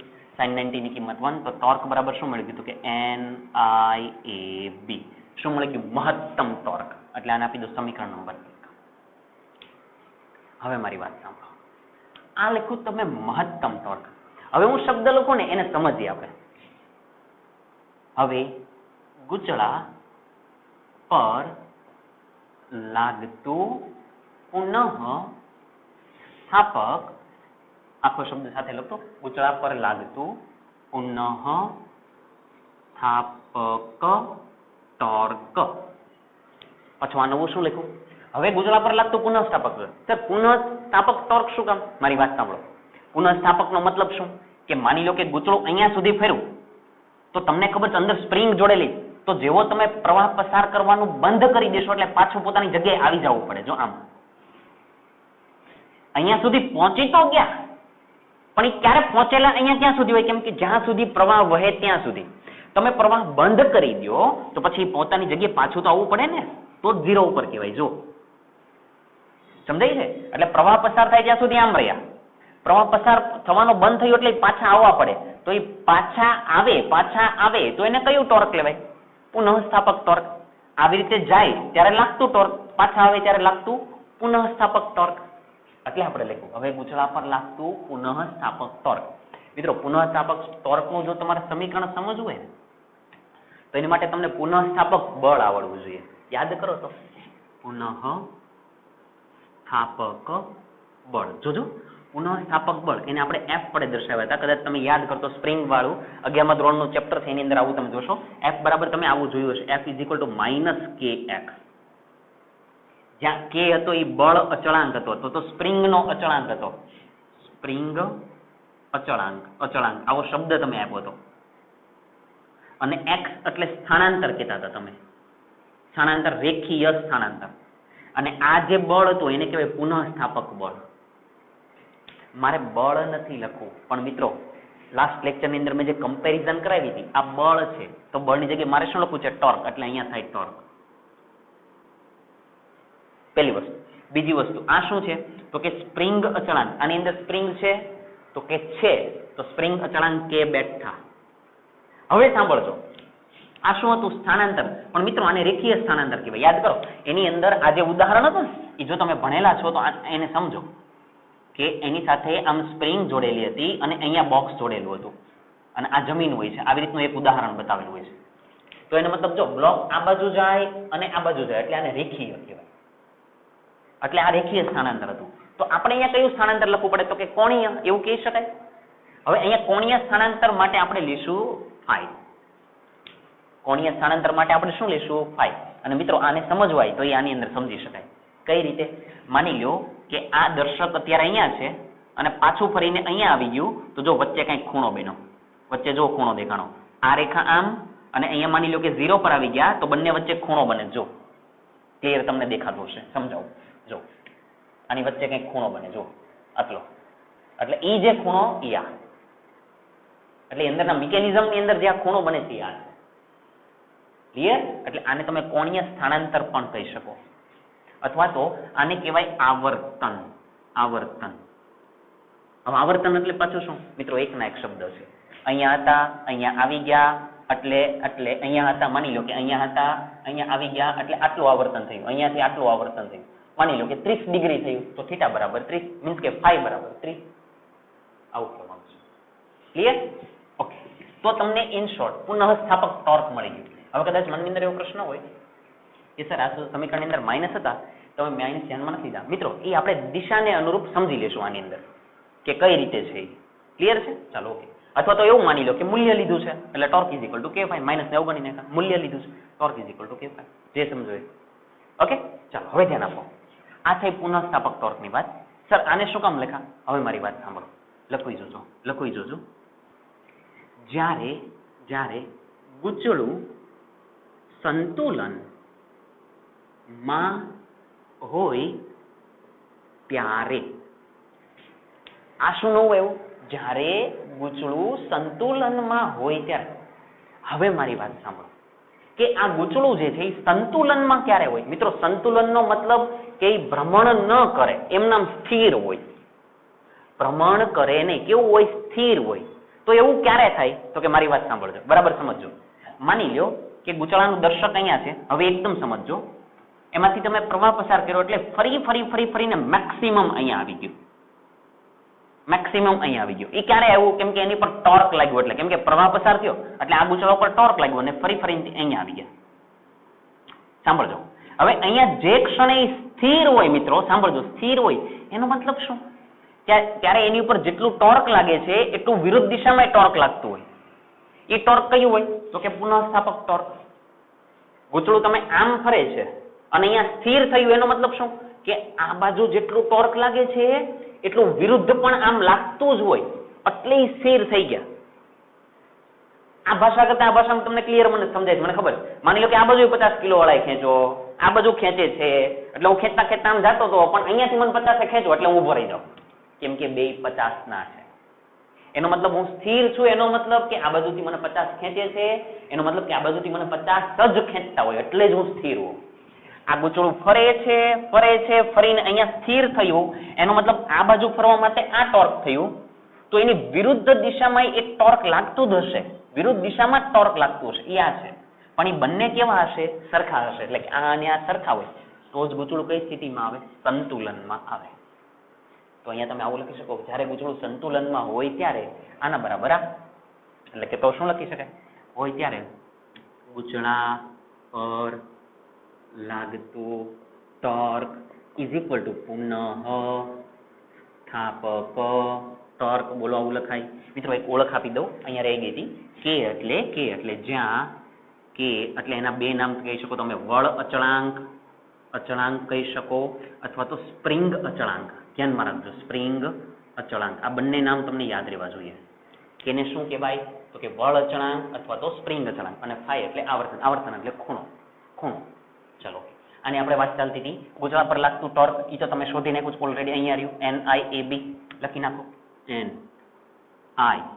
NIAB ઇઝ ઇક્વલ ટુ મિત્રો પુનઃસ્થાપક ટોર્ક અહીંયા રહ્યું K phi. મિત્રો પેલી માઇનસની નિશાની અવગણી એ આની અંદર આવી ગયા. આ ટોર્ક આ બાજુ લાગ્યું, આ ટોર્ક માની લો કે આ બાજુ લાગ્યું, તો પુનઃસ્થાપક ટોર્ક આ જે લાગ્યું એની વિરુદ્ધ દિશામાં એટલે આમ લાગ્યું, વિરુદ્ધ દિશા માટે માઇનસ હતા, પણ એ તો મેં અહીંયા કહી દીધું કે ભાઈ વિરુદ્ધ દિશામાં લાગે છે. ક્લિયર? ચાલો, ઓકે. એટલે NIAB is equal two K phi. જવાબ આવી ગયો. ગેલ્વેનોમીટરનું કામ શું? પ્રવાહની હાજરી ચકાસવાનું અથવા તો સૂક્ષ્મ પ્રવાહ માપવાનું આ કામ છે. જવાબ આવી ગયો. અહીંયા રહ્યો પ્રવાહ, અંદર પ્રવાહ આવી ગયો. એનો મતલબ આમાંથી I ને સૂત્રનો કરતા બનાવો તો શું લખાય? તો કે I ઇઝ ઇક્વલ ટુ, મિત્રો જવાબ પૂરો થઈ ગયો. I is equal two K phi છેદમાં I ને પકડી રાખો તો NAB. મિત્રો પૂરું થઈ ગયું. આપણે પહેલા કીધું કે ગેલ્વેનોમીટર પ્રવાહ માપશે, થોડો ઘણો માપશે તો પ્રવાહની ચકાસણી કરશે. અહીંયા રહ્યો પ્રવાહ. આ પ્રવાહ ક્યારે મળે? જો કે આ બધી કિંમત જો તમારી પાસે હોય તો I મળે. તો સમજીએ K એટલે તો કે વળ અચળાંક અથવા તો સ્પ્રિંગ અચળાંક. સર આ ક્યાંથી મળે? મિત્રો જે કંપનીએ સ્પ્રિંગ બનાવી હોય એનું જે બોક્સ હોય એની પર K ની કિંમત લખેલી જ હોય. મળી ગયા. phi એટલે ખૂણો એ તમે માપી નાખશો કે અહીંયાથી અહીંયા વચ્ચેનો કેટલો એ તમે માપી શકો છો, એટલે ખૂણો માપી નાખશો એટલે અહીંયા રહ્યા. n આટાની સંખ્યા, અંદર કેટલા આટા છે એટલે આ. એ ક્ષેત્રફળ, આ જે વર્તુળાકાર ભાગ હતો એનો ક્ષેત્રફળ શોધી નાખો એટલે એ તમને ખબર છે. b ચુંબકીય ક્ષેત્ર, અંદર કેટલું ચુંબકીય ક્ષેત્ર છે, ચુંબકીય ક્ષેત્ર. મિત્રો એનો મતલબ બધી કિંમત જો હોય તો તમને I મળે. કામ પૂરું થઈ ગયું. ક્લિયર છે? એટલે આમ તમે આ ગેલ્વેનોમીટરમાંથી પસાર થતો પ્રવાહનું સમીકરણ આ છે. ક્લિયર? હવે છે ને એક વસ્તુ સમજાવવાનો પ્રયત્ન કરું ને, જોજો મિત્રો. આમાં K અચળ કહેવાય, જો કેમ કે ફિક્સ હોય.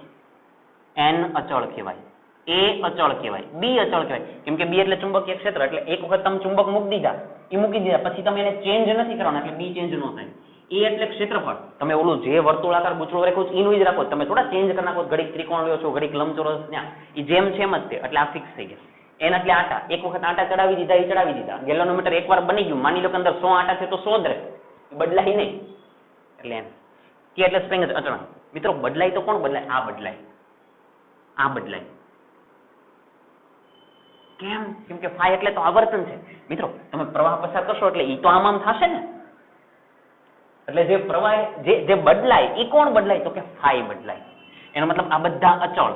તો આવું લખી શકાય, આઈ ચલે છે ફાઈ. કેમ કે આ બધા તો અચળ છે, આ બધા તો અચળ છે. તો એ અચળને બધાને કાઢી નાખ્યું એટલે સમપ્રમાણ નિશાન મૂકી તો આઈ ચલે છે ફાઈ. એનો મતલબ જેટલો પ્રવાહ પસાર થાય એટલું ગૂંચળાનું આવર્તન થાય, એટલું એ આમ ભ્રમણ કરે. માની લો કે એકદમ સૂક્ષ્મ પ્રવાહ પસાર થયો તો થોડાક ફરશે, ખૂબ વધારે પ્રવાહ પસાર થયો તો આખા ફરી જશે. એટલે જેટલો પ્રવાહ પસાર થાય એટલું આવર્તન થાય. ક્લિયર? આ સમજવાનું છે. આમ આમ ગૂંચળામાંથી પસાર થતો પ્રવાહ એ ગૂંચળાના આવર્તનના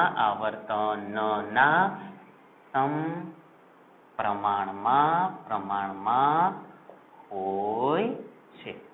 આ આપણને ખબર પડી ગઈ. ક્લિયર?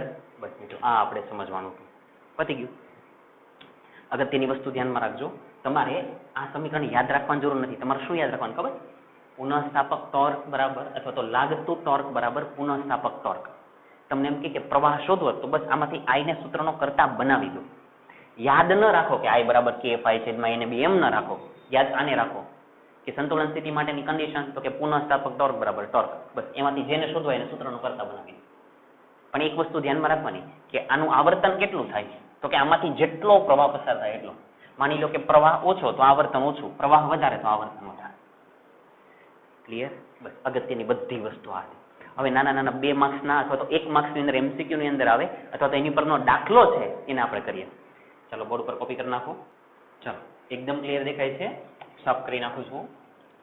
હવે આગળ જઈએ. આ ધ્યાનમાં રાખજો કેમ કે આની પરથી જ આપણે બધી વાત કરવાના છે. દાખલા પણ આની પરથી જ છે. ચાલો કરીએ.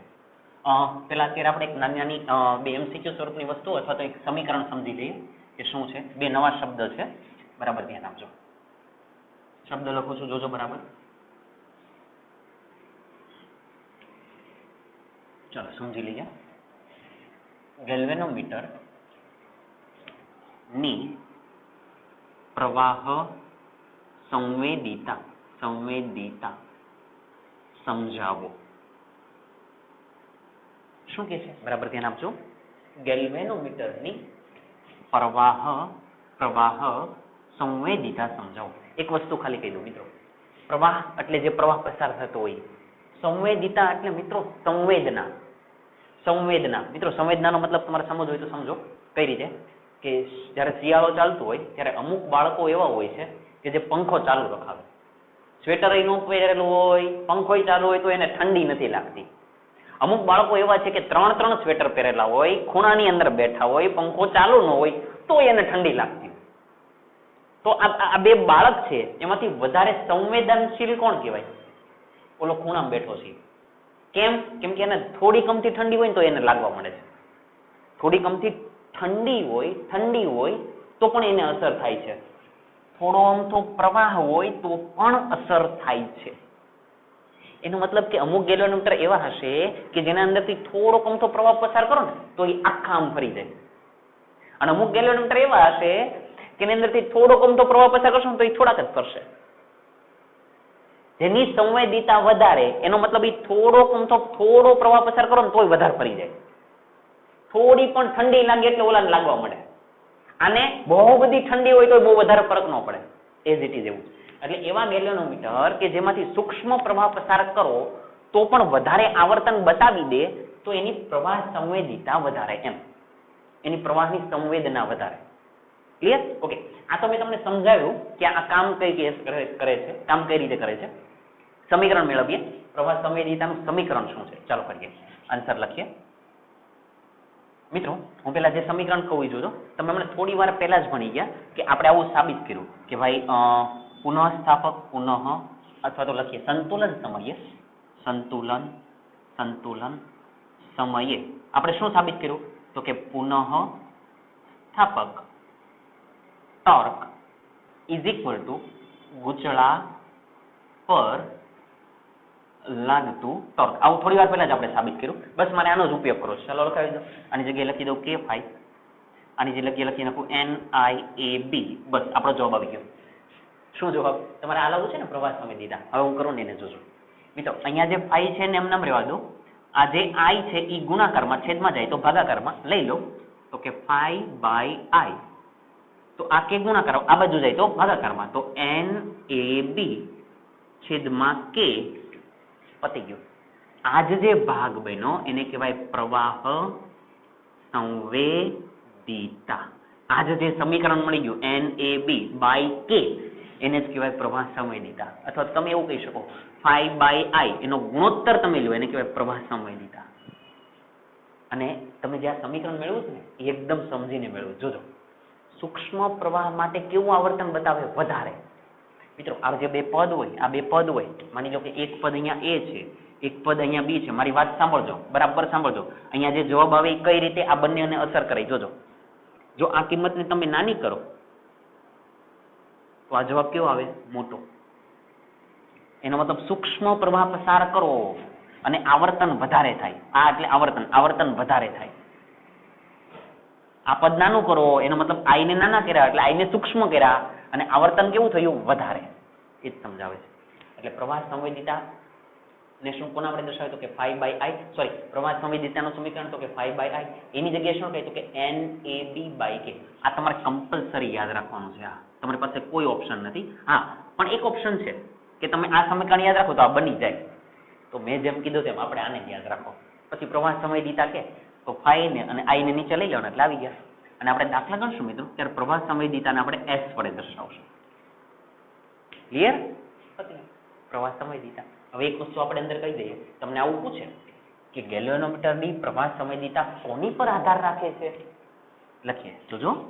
ગેલ્વેનોમીટરની પ્રવાહ સંવેદિતા કોની ઉપર આધાર રાખે? કોની પર આધાર રાખે? બધા જવાબ આની અંદર છે. સમજાવું?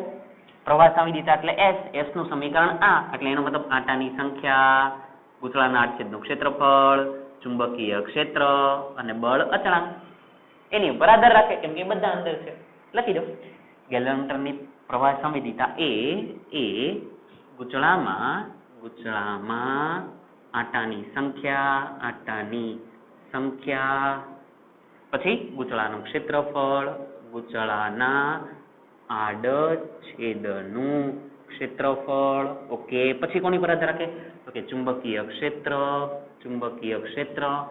અને અહીંયા શું કહેવાય? બળ અચળાંક હતો તો સ્પ્રિંગ અચળાંક અને સ્પ્રિંગ અચળાંક પર આધાર રાખે છે. એટલે ગેલ્વેનોમીટરની સંવેદિતા કોની પર આધાર રાખે? NAB K ઉપર આધાર રાખે. હજી એક વાત કહી દઉં કે મારે સંવેદિતા વધારવી હોય એનો મતલબ મારે S ને વધારવા હોય તો હું શું કરી શકું? સાંભળજો. જો N ને વધારો તો S વધે જ તે કેમ કે બંને સમપ્રમાણ જેવું છે. A ને વધારો તોય S વધે, B ને વધારો તોય S વધે અને એમ ન કરવું હોય તો K ને ઘટાડો તો પણ S વધે. એટલે આવું પણ તમને કદાચ MCQ ની અંદર આવે કે ગેલ્વેનોમીટરની સંવેદિતા કેવી રીતે વધારી શકાય. અંદર બધા ઓપ્શન લખેલા હોય તો જો એમ કીધું કે આટાની સંખ્યા વધારીને તો એ પણ આવે, આડછેદનું ક્ષેત્રફળ વધારીને એ પણ આવે, ચુંબકીય ક્ષેત્ર વધારીને તો તે પણ આવે, બળ અચળાંક ઘટાડીને તો એ પણ આવે. એની સિવાયના કોઈ બીજા લખેલા હોય તો એની અંદર કાંઈ ગણતરી થાય નહીં. એટલે સંવેદિતા વધારવા માટે આ ત્રણ પદને વધારી શકો અને કે ને ઘટાડી શકો. ક્લિયર? આ સમજવાનું. ડન. હવે જેમ આ સવાલ ભણી ગયા ને એવો બેઠો સવાલ અહીંયા ભણવાનો છે, કોઈ ફરક નહીં. જોજો બરાબર ધ્યાન આપજો. અને આની પછી આપણે દાખલો ભણીએ. શું લખેલું છે? ગેલ્વેનોમીટરની પ્રવાહ સંવેદિતા. હવે હું શબ્દ ચેન્જ કરો જોજો. ગેલ્વેનોમીટરની વોલ્ટેજ સંવેદિતા સમજાવો. પહેલા શું શબ્દ લખ્યો હતો? તો કે પ્રવાહ સંવેદિતા સમજાવો. પછી શું શબ્દ લખો તો કે વોલ્ટેજ સંવેદિતા સમજાવો. આરામથી કરીએ. એક હિન્ટ તમને જો સમજાય તો સાંભળજો. પ્રવાહ સંવેદિતા વાળી જે વાત કરી ને તેમાં I ના છેદમાં I આવે. તો વોલ્ટેજ સંવેદિતાની વાત કરશો એમાં શું આવશે? વોલ્ટેજ એટલે phi ના છેદમાં V. એટલે અહીંયા કંઈક એવું કરવાનું, કંઈક કરશું આપણે કે જેથી phi ના છેદમાં V આવી જાય. એટલે એને શું નામ આપી દેશું? વોલ્ટેજ સંવેદિતા. પૂરી થઈ ગઈ વાત. આ જ કરવાનું છે. જોજો સંવેદિતા વાળો સવાલ આવે એટલે પહેલા તો આપણે શું કરવું પડે? તો કે આ સેન્ટેન્સ લખવું એટલે તમે શું લખ્યું? તો કે NAB. આ સેન્ટેન્સ લખવું કમ્પલસરી છે, લખવાનું છે. NIAB એટલે એની ઉપરથી આપણે એવું લખવું NIAB. એના બરાબર પુનઃસ્થાપક ટોર્ક એટલે K phi લખવું. ક્લિયર? ઓકે. આ આવી ગયા. હવે હું વાત કરી જોજો મિત્રો કઈ સંવેદિતા જોઈ? તો કે વોલ્ટેજ સંવેદિતા. તો હું લખવી જોજો. હવે voltage V is equal two તમને ખબર છે IR આવું સમીકરણ છે. V એટલે વોલ્ટેજ, I એટલે પ્રવાહ, R એટલે ગૂંચળામાં જે કાંઈ પ્રવાહ હોય તેમાં એને જે કાંઈ અવરોધ નડે છે, અવરોધ એટલે R. હવે મિત્રો આને સમજો. આ વોલ્ટેજ છે, જોજો આ V. I નું સમીકરણ તો આમાંથી મળી જાય. કેવી રીતે? આમાંથી I ને સૂત્રનો કરતા બનાવો તો I બરાબર શું લખાય? તો કે K phi. હમણાં જ આપણે કર્યા K phi NAB એટલે અહીંયા લખી નાખો NAB. બસ તો V ના V બેઠા. I ની જગ્યાએ લખી નાખો તો કે K phi છેદમાં NAB. આ લખી દીધા. R બેઠા. ચાલો જવાબ લખાવો. આ phi આ V, તો V ને લઈ લેવાય અહીંયા, એને B ને જવા દેવાય સામે, K ને જવા દેવાય નીચે, R ને જવા દેવાય નીચે, એટલે બની જાય phi by V. જેમ phi by I હતા એમ કોણ બની જાય? phi by V. કરી નાખો. આ phi by V કરના આ V ને નીચે લઈ લો તો phi by V. તો આ ક્યાં જતા રહે? તો કે ઉપર. તો શું થઈ જાય? NAB. આ K અને R ગુણાકારમાં છેદમાં જાય તો ભાગાકારમાં, એટલે KR. પતી ગયું મિત્રો. આને કહેવાય વોલ્ટેજ સંવેદિતા. વોલ્ટેજ સંવેદિતા છે તો એક કામ કરું, આને SV વડે દર્શાવી દો. પ્રવાહ સંવેદિતા છે તો તમે એને SI વડે દર્શાવી દો, કાંઈ વાંધો નથી. આવી રીતે દર્શાવી દો. પતી ગયું. એટલે વોલ્ટેજ સંવેદિતાનું સમીકરણ તો કે NAB by KR. પ્રવાહ સંવેદિતાનું NAB by K. બસ આ સમીકરણ છે. ક્લિયર છે? સમીકરણ ન યાદ રાખો તો મને કોઈ તકલીફ નથી કે તમે આની ઉપરથી લાવી જ શકશો, પણ તમને મેથડ આવડવી જોઈએ. આનું સમીકરણ NAB by KR, આનું સમીકરણ NAB by K. ફરક ખાલી એટલો છે, પ્રવાહની અંદર છેદમાં K જ આવે, વોલ્ટેજની અંદર R આવે. ક્લિયર? પતી ગયું. જેટલી પણ થિયરી હતી, જેટલા પણ સમીકરણ આવવાના હતા, એ બધું જ આની અંદર આવી ગયું. હા, આવો સવાલ પૂછ્યો હોય તો કે વોલ્ટેજ સંવેદિતા કેવી રીતે વધારી શકાય? ચાલો આપો જવાબ આની પરથી. વોલ્ટેજ સંવેદિતા કેવી રીતે વધારી શકાય? તો શું આવે? N ને વધારી શકાય, A ને વધારી શકાય, B ને વધારી શકાય. પણ K ને ઘટાડો તો વધે, R ને ઘટાડો તો વધે. કેમ કે વ્યસ્ત પ્રમાણ છે ને, તો આ જેમ ઘટે એમ આ વધે. ઉપર હોય તો જેમ આ વધે એમ આ વધે. ક્લિયર? તો MCQ ની અંદર આવે તો આને ધ્યાનમાં રાખજો કે વોલ્ટેજ સંવેદિતા વધારી હોય તો તમને એવું કે અવરોધ ઘટાડતા વોલ્ટેજ સંવેદિતા વધે છે. શું આ સાચું છે? તો કે સાચું છે. ક્લિયર? ઓકે, પતી ગયું. હવે આપણે એક દાખલો ગણવાનો છે, એ દાખલો ગણીએ અને લેક્ચર પૂરો કરીએ. ચાલો કોપી કરી નાખો. ચાલો એકદમ ક્લિયર દેખાય છે. સાફ કરી નાખું છું. ચાલો દાખલો ગણી નાખીએ એટલે પૂરી થઈ વાત. આજનો આખો લેક્ચર ગેલ્વેનોમીટરનો હતો. જેમ તમે જોયું એમ પહેલેથી જ આપણે સમજ્યા ગેલ્વેનોમીટર શું છે, કેવી રીતે બન્યું છે, કામ કેવી રીતે કરે, અંદર સાધન કયા હોય, ઘણી બધી વસ્તુ આજે તમે સમજ્યા. ચાલો ઠીક છે. હવે આપણે ગણીએ છીએ સ્વાધ્યાયનો દાખલો. સ્વાધ્યાયનો દાખલા નંબર ચેક કરી લો કયો છે. મિત્રો સ્વાધ્યાયનો દાખલા નંબર 4.10. એકદમ સીધો સાદો દાખલો, ખાલી સમીકરણ લખવાના છે. સ્વાધ્યાયનો દાખલા નંબર 4.10. ચાલો આરામથી પૂરો કરીએ. ચાલો શરૂઆત કરીએ. શું કે છે રકમની અંદર જુઓ. બે ચલિત ગૂંચળાવાળા મીટરો M1 અને M2 ની વિગત નીચે મુજબ છે. બે ગૂંચળાવાળા મીટર આપેલા છે. મીટર છે એટલે તમે જો ગેલ્વેનોમીટર એનો M હોય તો એવી રીતે M દર્શાવેલા છે. એટલે એક મીટર અહીંયા M1 લખો, બીજું મીટર અહીંયા M2 લખો. કેમ કે એને એવું ક્લિયર લખેલું છે કે એની વિગત નીચે મુજબ છે. તો 1 વાળાની વિગત અહીંયા લખશું, 2 વાળાની વિગત અહીંયા લખીએ. R1 બરાબર 10, N1 બરાબર 30. ચાલો લખી દો. R1 બરાબર 10, N1 બરાબર 30. જવાબ આગળ શું કે છે? 30. A1 બરાબર 3.6 ગુણ્યા 10 ની માઇનસ 3. A1 બરાબર 3.6 ગુણ્યા 10 ની માઇનસ 3. ક્ષેત્રફળ છે એટલે મીટર સ્ક્વેર. મિત્રો આ અવરોધ છે એટલે એકમ ઓહમ લખેલો જશે. ચાલો ઠીક છે. N એટલે આટા લખવાની જરૂર નથી. A લખી દીધા. B ચુંબકીય ક્ષેત્ર B1 બરાબર કેટલા આપેલા છે? હું લખતો જાઉં છું 0.25 ટેસ્લા એટલે લખી દો 0.25 ટેસ્લા. ચાલો એકની કિંમત પૂરી. બીજાની લખી દઈએ. R2 14, N2 42. R2 ની કિંમત છે 14 ઓહમ, N2 ની કિંમત છે 42. એની પછી આપેલી હશે A2 ની કિંમત. ચાલો ચેક કરો તો A2 ની કિંમત 1.8 ગુણ્યા 10 ની માઇનસ 3. તમને તો દેખાય જ છે, કોઈ ચિંતા જ નથી. 1.8 ગુણ્યા 10 ની માઇનસ 3 બધી ચિંતા મારે જ છે. ઓકે ઠીક છે. B2 ની કિંમત 0.50. B2 ની કિંમત કેટલી છે? તો કે 0.50 ટેસ્લા. ઓકે આટલા ડેટા આપેલા છે. પૂરું કરીએ. શું કે છે? M1 અને M2 માટે એટલે કે પહેલું મીટર અને બીજા મીટર માટે વિદ્યુત પ્રવાહ સંવેદિતાનો ગુણોત્તર એ ભાગ વિદ્યુત પ્રવાહ સંવેદિતાનો ગુણોત્તર એટલે ભાગાકાર. આની સંવેદિતા શોધી નાખો, બેયનો ભાગાકાર કરી નાખો એટલે આવી ગયો ગુણોત્તર. એને શોધવાના. પણ કઈ સંવેદિતા શોધવાની? વિદ્યુત પ્રવાહ સંવેદિતા. બી ભાગની અંદર શું કે છે? અને વોલ્ટેજ સંવેદિતાનો ગુણોત્તર. આની વોલ્ટેજની સંવેદિતા શોધી નાખો, આની શોધી નાખો, બંનેનો ગુણોત્તર લઈ લો, જવાબ લાવી દો. અને વોલ્ટેજ સંવેદિતાનો ગુણોત્તર. બસ આટલો જવાબ લાવવાનો છે. એકદમ સીધું સાદું. ચાલો ઝડપથી કરીએ. આની વિદ્યુત પ્રવાહ સંવેદિતા પહેલા આની શોધી નાખો, બેનો ભાગાકાર કરી નાખો. કરીએ. ચાલો આન્સર લખીએ છીએ. એ ભાગ કરીએ છીએ તો કે કોની વિદ્યુત પ્રવાહ સંવેદિતા લખો? પહેલા આ મીટરની એટલે શું લખું? M1 ની વિદ્યુત પ્રવાહ સંવેદિતા. ચાલો હવે સમીકરણ યાદ કરાવી દો. M1 ની વિદ્યુત પ્રવાહ સંવેદિતા શું લખ્યું તો આપણે? S વિદ્યુત પ્રવાહો એટલે 1 ની છે એટલે S1 કહી દઉં તો કે S1 બરાબર શું લખાય? તો કે N A B by K. હજી હમણાં જ ભણી ગયા. NAB by K.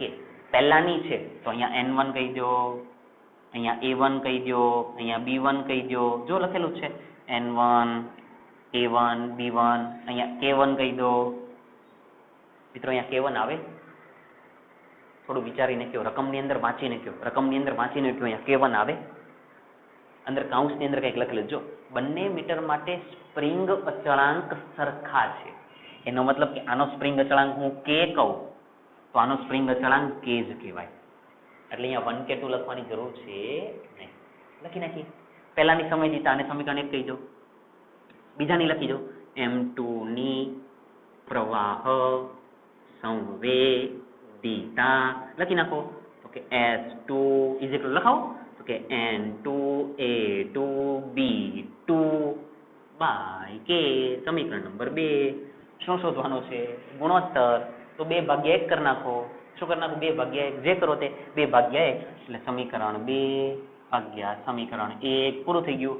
આના છેદમાં આ એટલે S2 by S1 is equal S2 ની કિંમત એટલે આ લખી નાખો તો કે N2 A2 B2 by K આખાના છેદમાં N1 A1 B1 એના છેદમાં K છે તો કેન્સલ. એનો મતલબ આના છેદમાં આ તો S2 by S1 is equal to N2 A2 B2 by N1 A1 B1. પતી ગયું. ફોર્માલિટી કરીએ છીએ. N2 ની કિંમત છે ચેક કરો. અહીંયા રહ્યા N1 છે, અહીંયા રહ્યા A2 છે, અહીંયા રહ્યા A1 છે, અહીંયા રહ્યા B2 છે, અહીંયા છે B1 છે, અહીંયા છે. ખાલી સાદુરૂપ આપવાનું છે. ક્લિયર? તમે જ સાદુરૂપ આપવાનો છો, હું નથી આપવાનો. એટલે S2 by S1 જવાબ તમારે લાવવાનો છે. ક્લિયર? ડન? આવું સમજાવવાનું. પૂરું થઈ ગયું. પ્રવાહ સંવેદિતા પૂરી. ચાલો કયા કરીએ છે? વોલ્ટેજ સંવેદિતા કરીએ. બી ભાગ કરીએ. ચાલો વોલ્ટેજ કોની માટે પહેલા લઈ લો, આની માટે લઈ લો. ઓકે, M1 ની વોલ્ટેજ સંવેદિતા. મિત્રો એક વાત કહું, એકમ શું લખવાનો? એકમ આ સંવેદિતા છે મતલબ શું? સંવેદિતાનો એકમ શું? તો કે સંવેદિતા એટલે 5/I. એ 5/I નો એકમ લખવો હોય તો 5/I નો એકમ લખવો હોય તો આનો ડિગ્રી એટલે રેડિયન કહી દો. રેડિયન ડિગ્રીમાં લખો તોય વાંધો નથી. ખૂણાનો એકમ રેડિયનમાં લો, પ્રવાહનો એકમ એમ્પિયરમાં લો તો સંવેદિતા તમે કહી શકો રેડિયન પર એમ્પિયર. સંવેદિતા તો આનો એકમ રેડિયન પર એમ્પિયર હોય, આનો રેડિયન પર એમ્પિયર, તો બેનો તો કેન્સલ થઈ જાય એટલે એકમ નો આવે. અને સીધી વસ્તુ, ગુણોત્તરની અંદર એકમ આવે નહીં. સરખી રાશિ હોય તો આ સંવેદિતા છે, અહીં સંવેદિતા છે એટલે કેન્સલ થઈ ગયા. ક્લિયર? એટલે એકમ આવશે નહીં. ચાલો તો એક જવાબ હજી આપી દો. તો વોલ્ટેજ સંવેદિતાના ગુણોત્તરનો એકમ આવે, કેમ કે વોલ્ટેજ સંવેદિતા છે, બંને સંવેદિતા છે. ચાલો ઠીક છે. ઓકે, M1 ની વોલ્ટેજ સંવેદિતા લખાવો. S1 નામ આપી દઉં, લખાવો તો NAB/KR. હજી હમણાં જ ભણી ગયા વોલ્ટેજ સંવેદિતા. ક્લિયર? ચાલો. હા, એક વસ્તુ છે, આપણે SV કીધું હતું પણ હવે પાછું V લખો ને 1 લખો એની કરતા હવે હું કહી જ દઉં છું કે ભાઈ મેં S1 જ નામ આપ્યું છે. Okay, NAB/K. સમીકરણ તો સાચું જ છે, વોલ્ટેજ સંવેદિતા પૂરું. ચાલો, N1 A1 B1 K1 ના K1 નહીં, R1. હા, R આવશે અહીંયા. પતી ગયું. અને આપી દો સમીકરણ નંબર 1. ચાલો લઈ લો બીજા, M2 ની સંવેદિતા. હવે તો તમને આવડે. S2 = N2 A2 B2/KR2. સમીકરણ નંબર 2. 2 ભાગ્યા 1 કરી નાખો. માની લો કે સમીકરણ 2 ભાગ્યા સમીકરણ 1. ચાલો એટલે S2/S1 S2/S1 સમજાય છે? ચાલો આપણે લખી નાખો N1 A1 B1/KR1 છેદમાં આ બાજુ આવી જાઓ N2 A2 B2/KR2. કેન્સલ કરો, K કેન્સલ, પતી ગયું. R2 ક્યાં જતા રહે? ઉપર. R1 ક્યાં આવી જાય? નીચે. તો શું બને? S2/S1. R2 ઉપર જતા રહેશે એટલે ઉપર જોજો N1 A1 B1 R2 અને આ બાજુ નીચે N2 A2 B2/R1. પતી ગયું. S2/S1. ચાલો બધા છે તે કહેવાની જરૂર નથી. NAB તો ઓલરેડી હતા જ તે. R1 R2 અહીંયા રહ્યા. પૂરું. ગુણાકાર ભાગાકાર જે કાંઈ પણ થાય પતી ગયું. આવડશે. ફાઇનલી મિત્રો ગેલ્વેનોમીટરને રિલેટેડ જે કાંઈ પણ સમીકરણ હતા, જે કાંઈ પણ થિયરી હતી એ બધી જ પૂરી છે. ક્લિયર છે? હવે આ ચેપ્ટરનો એક લાસ્ટ લેક્ચર બાકી છે, ગેલ્વેનોમીટરને અનુરૂપ જ છે, પણ અત્યારે આ લેક્ચરને અનુરૂપ બધી વાત પૂરી થઈ ગઈ. હવે થોડુંક આપણે નવું સમજવું નેક્સ્ટ. ઠીક છે?